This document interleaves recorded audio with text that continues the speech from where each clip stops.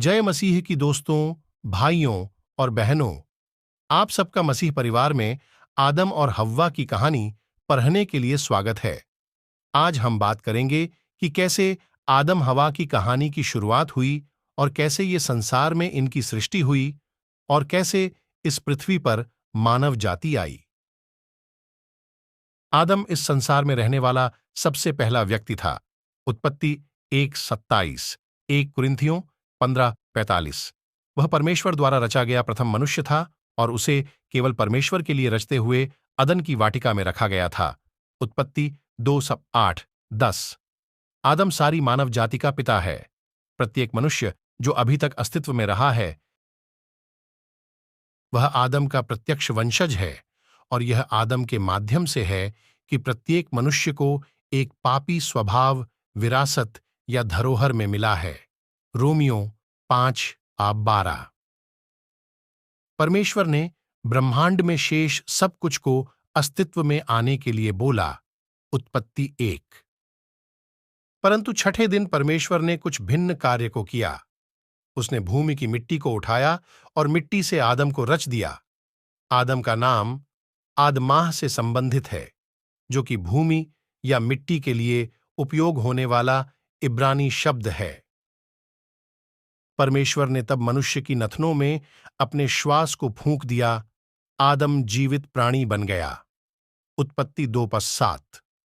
परमेश्वर का श्वास ही मनुष्य को पशुओं के राज्य से पृथक करता है। उत्पत्ति 1:27। आदम के साथ आरंभ होते हुए तब से प्रत्येक मनुष्य जिसे रचा गया है उसमें एक नश्वर आत्मा है, ठीक वैसी ही जैसी कि परमेश्वर के पास है। परमेश्वर ने एक ऐसे प्राणी की रचना की जो ठीक उसी के जैसे था, जिसमें तर्क करने, चिंतन करने, इंद्रिय ज्ञान से जानने और अपने लिए स्वयं का मार्ग चुनने की सामर्थ्य है। पहली स्त्री हव्वा आदम की पसलियों में से एक से रची गई थी। उत्पत्ति 2:21-22।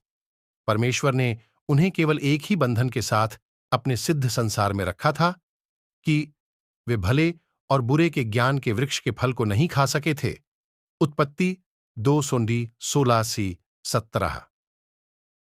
आदम के द्वारा आज्ञा की अवहेलना करने का विकल्प वहां पर विद्यमान था, क्योंकि चुनने की क्षमता के बिना मनुष्य पूरी तरह से स्वतंत्र नहीं होता।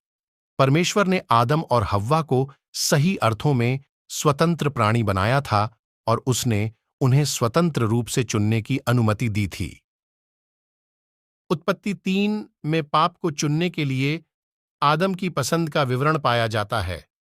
आदम और हव्वा दोनों ने परमेश्वर की आज्ञा की अवहेलना की और उस वृक्ष के फल को खाया जिसे परमेश्वर यहोवा ने मना किया था। वचन 6। अवज्ञा के उस एक कार्य के कारण वे पाप और उसके सभी परिणामों को परमेश्वर के सिद्ध संसार में ले आए। आदम के माध्यम से पाप ने संसार में प्रवेश किया और पाप के साथ मृत्यु भी आ गई। उत्पत्ति 3:19-21, रोमियो 5:12। हम जानते हैं कि आदम एक वास्तविक व्यक्ति था।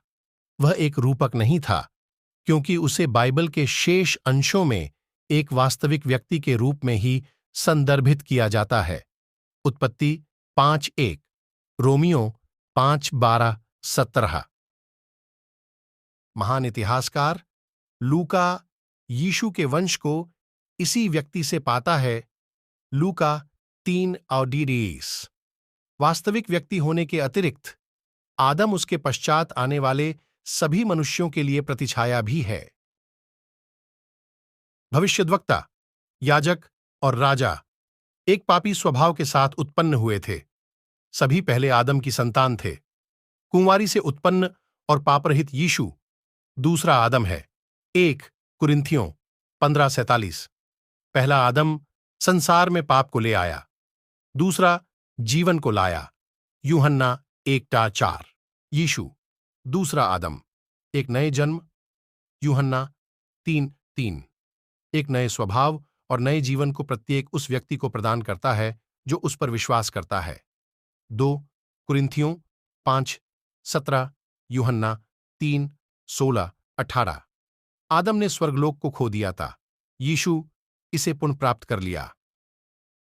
आदम और हव्वा की कहानी अच्छी लगी हो तो प्लीज सब्सक्राइब करना ना भूले। जय यीशु मसीह।